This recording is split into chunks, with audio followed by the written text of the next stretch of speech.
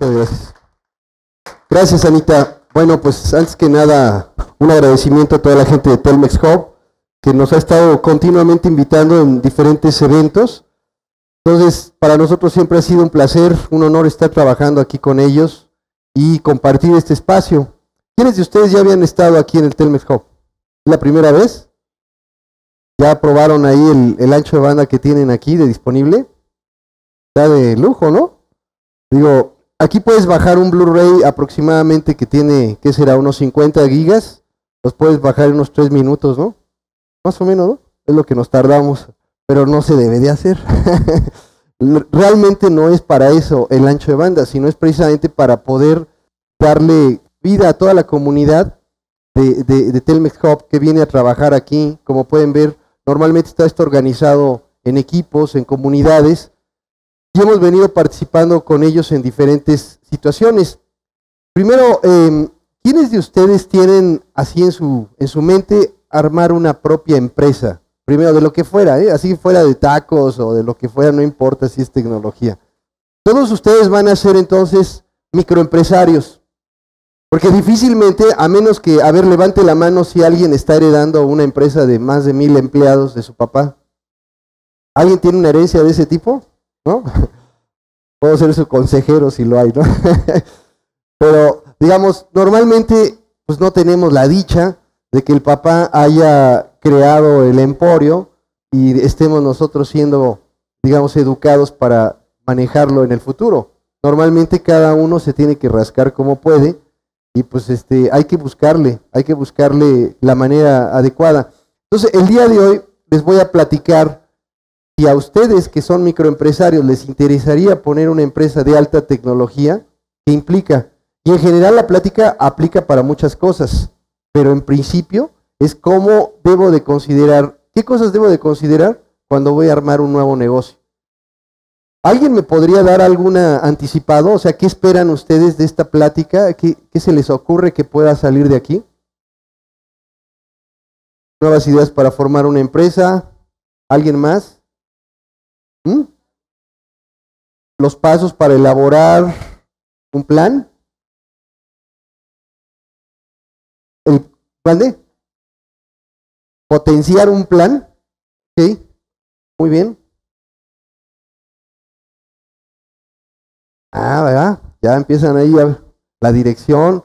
El compañero ya tocó varios temas interesantes que normalmente cuando hablamos de una empresa, quizás lo menos que nos preocupa es, por ejemplo, hablar de los temas de planeación, de contabilidad, de impuestos, de personal, de dirección, de gente y de recursos, ¿verdad? Normalmente lo que queremos es, la idea es que voy a inventar las nuevas,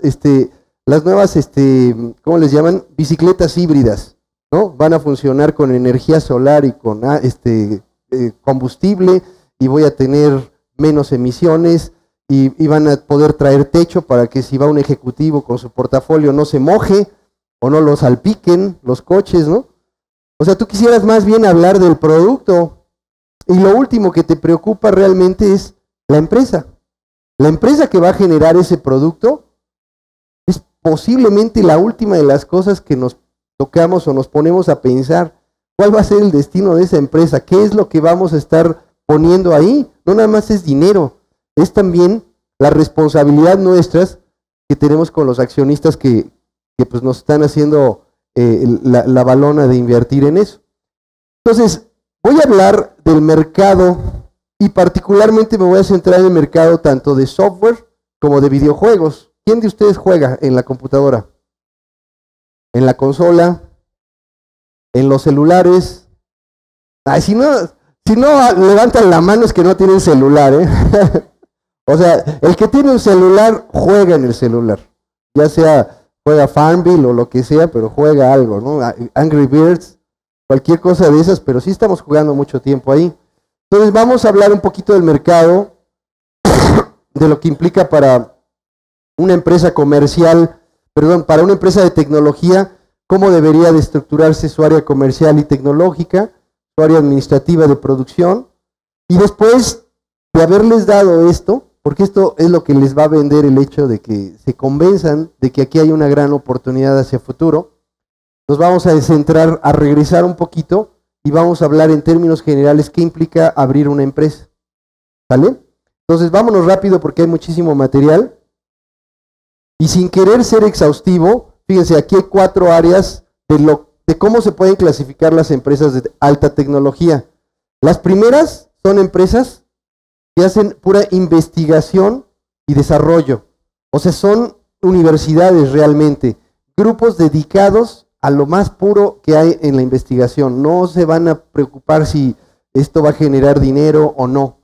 Son los cuates que están estudiando, por ejemplo, los hoyos negros, los cuasares, el origen del universo, la forma en cómo trabaja el cerebro, si ¿cómo se llama?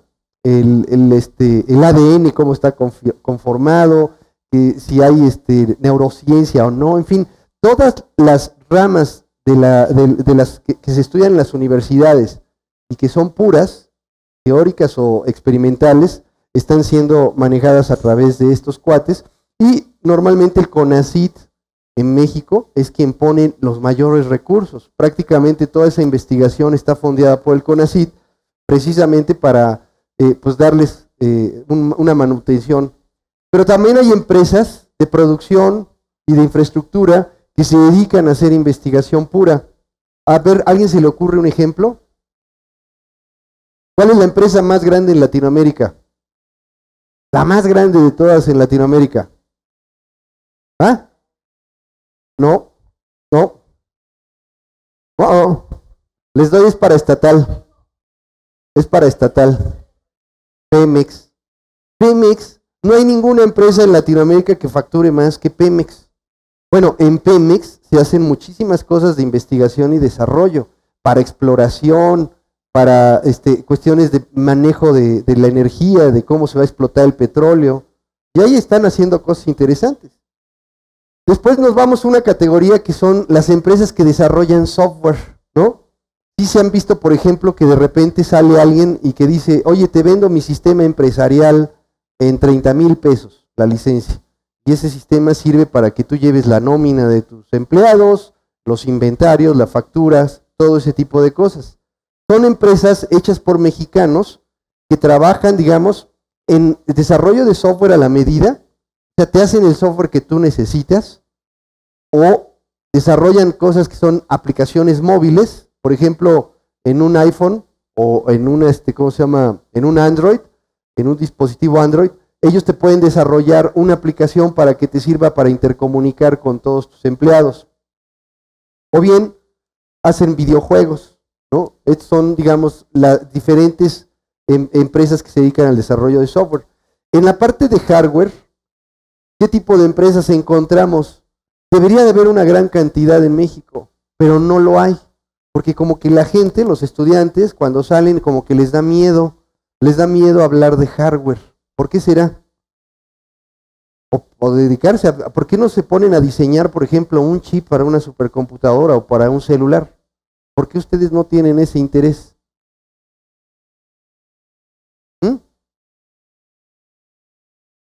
Pues es muy parecida a la respuesta, no hay recursos, no hay un ecosistema que desde que estás en la prepa, estás viendo cómo tus hermanos mayores están matándose en un garage haciendo una cosa de ese tipo.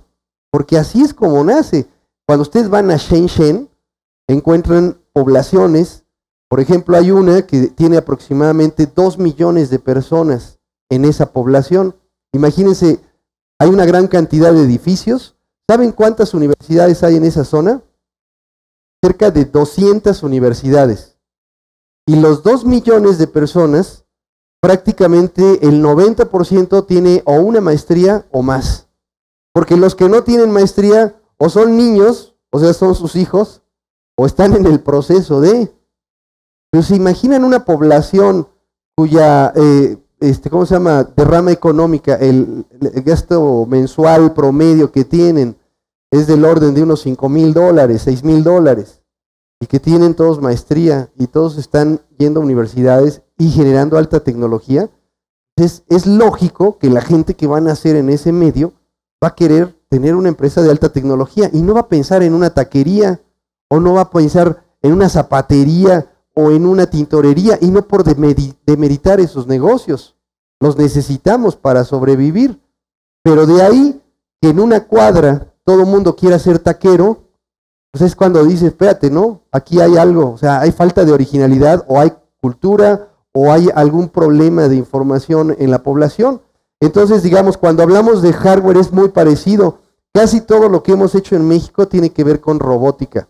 Si se dan cuenta, todas las universidades tienen sus áreas de robótica. Cuando hacen algo de hardware, son los robots los que nos hacen el show.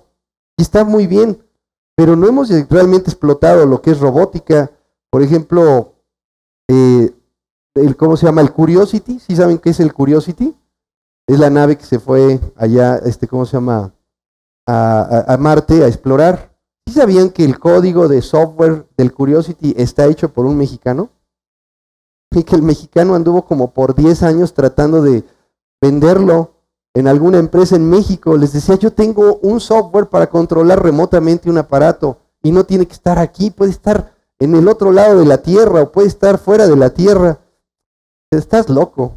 Hasta que alguien de la NASA escuchó eso, ¿puede estar fuera de la Tierra? A ver, muéstramelo. Vinieron a verlo, le dijeron, ¿sabes qué? Tú te vienes con nosotros. Y ahora el chavo está trabajando en el equipo de la NASA. Estaba loco aquí solo, ¿no? O sea, estaba loco trabajando en algo que no nos cabía a nadie de los que estábamos aquí, la posibilidad de que eso pudiera ser un invento. ¿Y cuál fue el problema? El hecho de que un país no tenga patentes y no tenga desarrollo de alta tecnología implica no tener generación de nuevo conocimiento.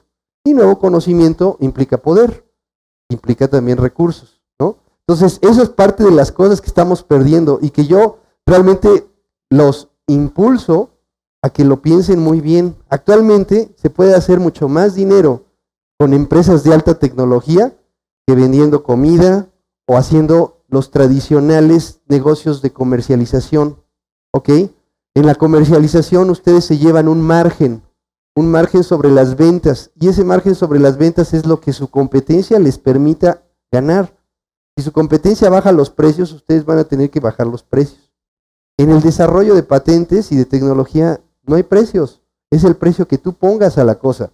Si tu cliente está dispuesto a pagártelo, puedes estar ganando 60% o 200% de margen sobre el costo.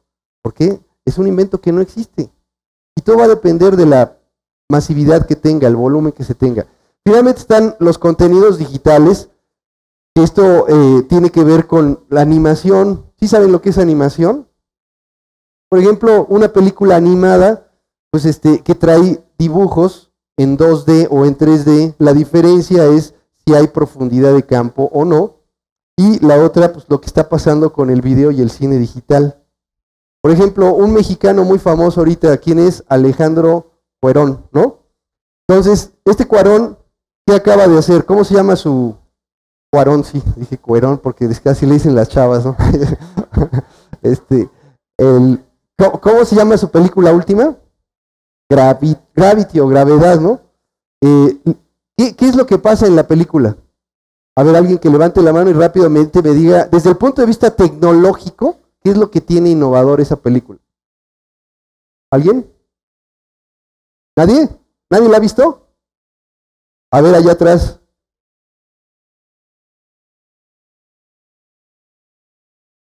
¿Las qué, perdón? Proyecciones de alta definición. Bueno, pero ya no es tanto eso. ¿Nadie la ha visto, de veras? No, pues corran a verla, man. Es como están así pasando y no.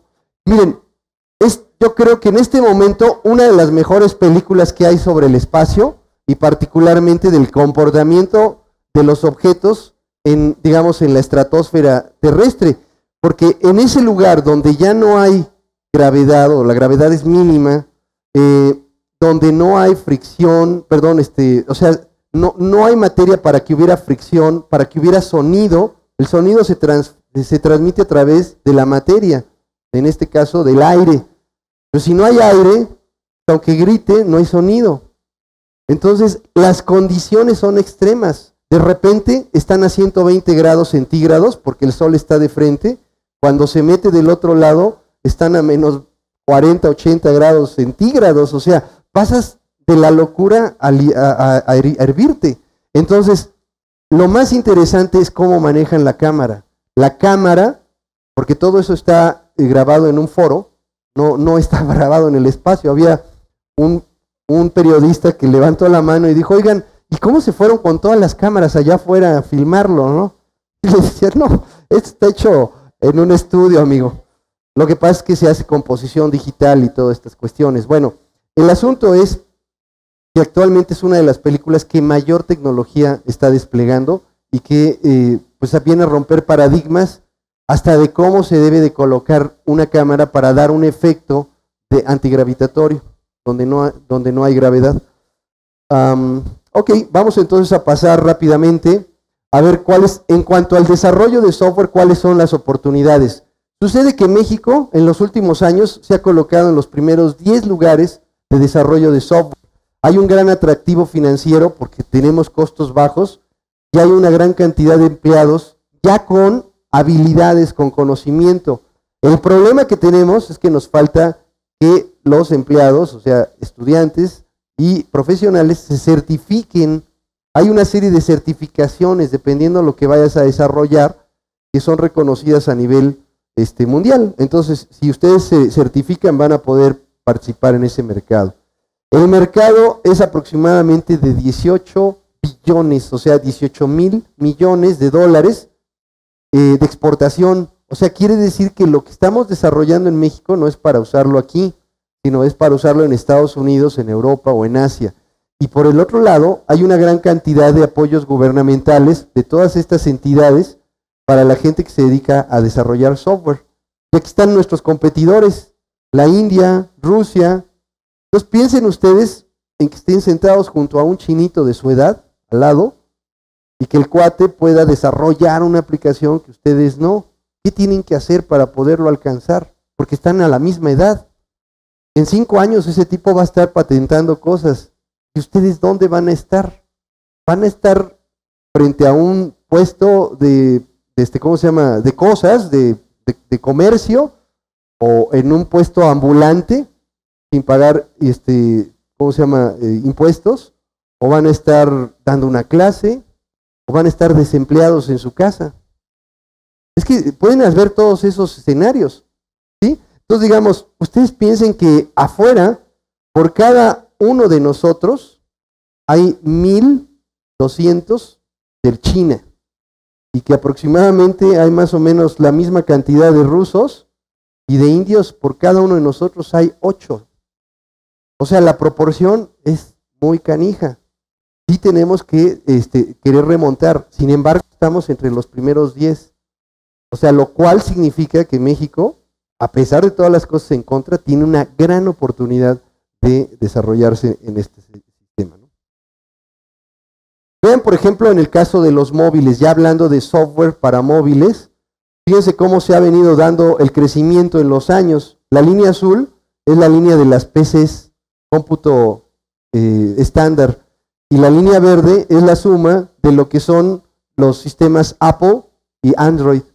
O sea que en unos pocos años, los sistemas Android y Apple, Android y Mac iOS, han crecido por millones, y se calcula que vamos a estar vendiendo en un año cerca de 1 billón de celulares, y la mayor parte van a ser smartphones. En México tenemos 100 millones, 105 millones de celulares, 27% son smartphones. Smartphones se les refiere a aquellos que pueden tener funcionalidades aparte de nada más hablar por teléfono, sino que puedes tener mensajería, acceso a aplicaciones, correo, cosas de ese tipo, ¿no?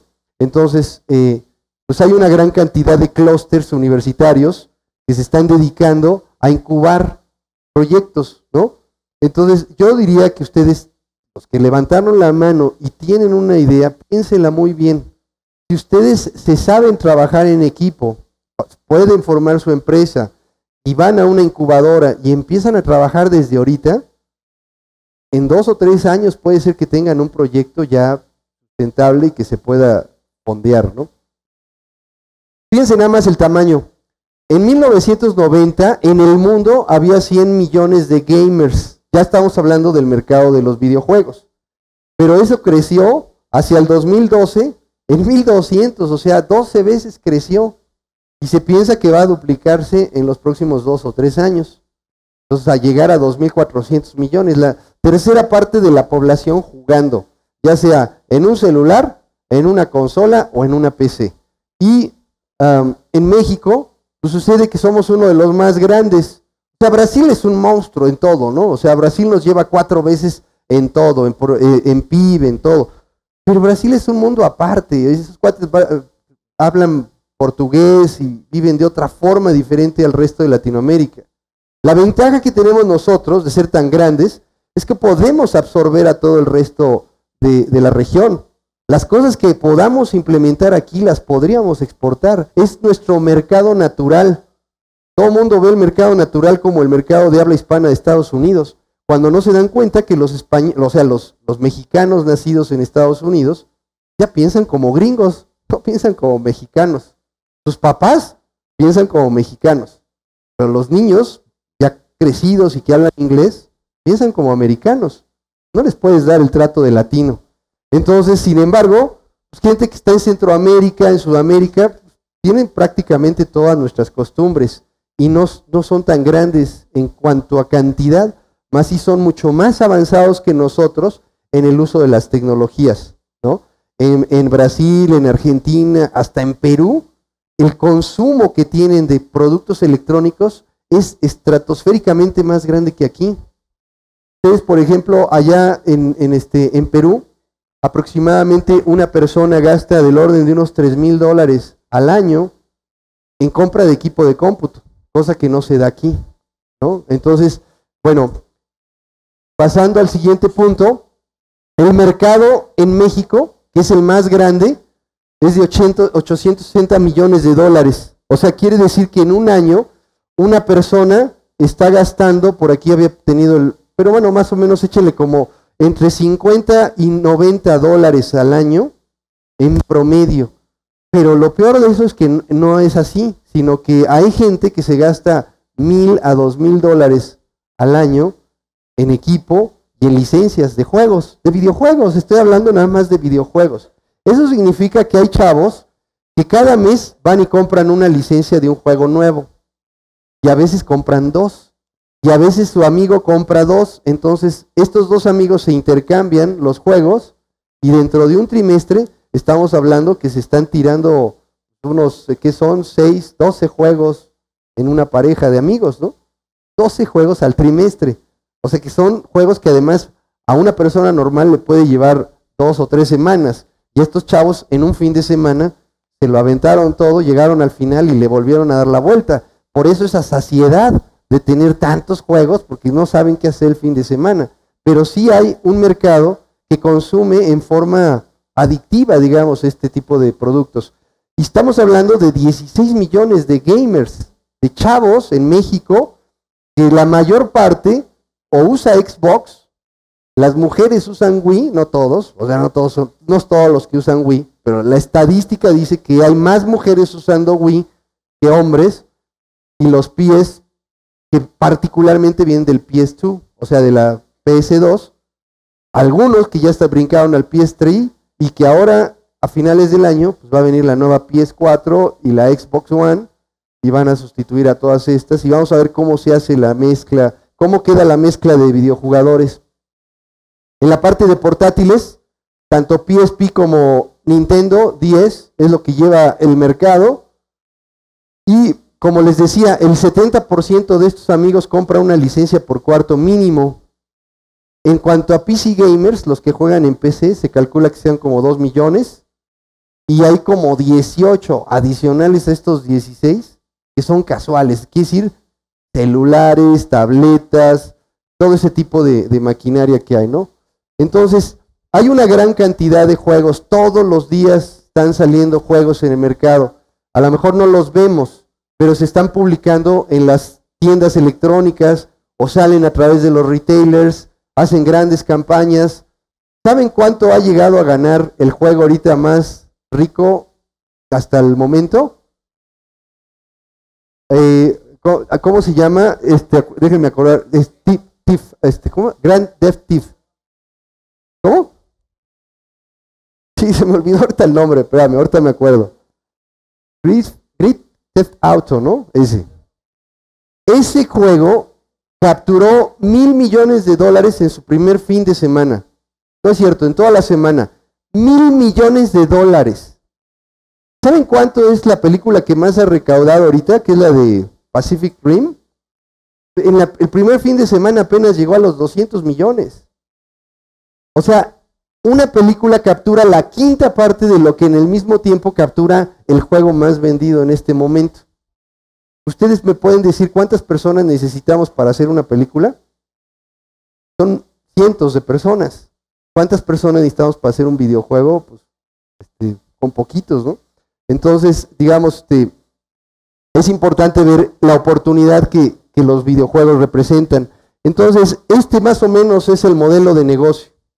El modelo de negocio nos lleva primero a que alguien tiene que desarrollar el juego, dígase ustedes, o bien alguien tiene que publicarlo, dígase las empresas que ya hay en el mercado, por ejemplo como EA o como Blizzard o como algunas otras que son los que publican los juegos.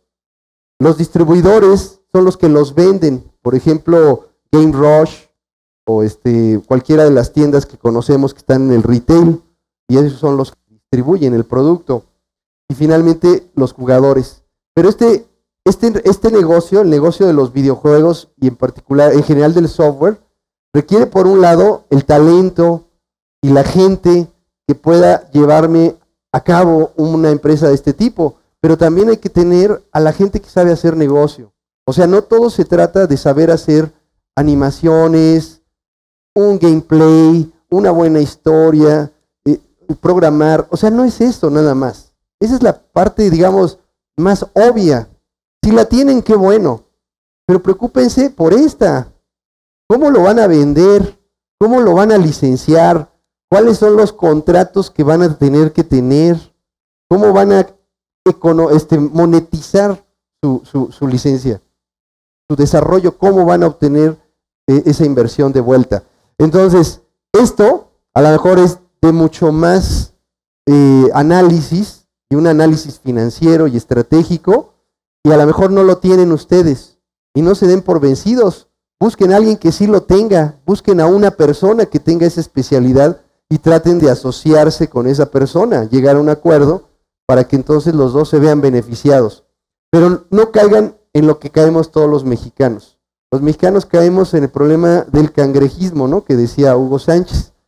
Alguien va saliendo de la cubeta y ahí vamos a agarrarlo y vas de nuevo para atrás y tú no sales. O si yo soy el que tuve la idea, yo me llevo los aplausos y yo paso a recibir el Oscar. Ustedes fueron nada más mis empleados. Así tratamos a nuestros colegas y eso está mal, eso es no saber trabajar en equipo. Entonces, el día que aprendamos los mexicanos a trabajar en equipo, que se cuiden las otras 10 naciones que están ahí. Porque entonces de verdad que con el talento que hay en México y sabiéndonos respetar, dándonos nuestros espacios, o escuchándonos unos a otros, en ese sentido creo que sí se va a poder hacer una revolución de desarrollo de software y particularmente de videojuegos en México.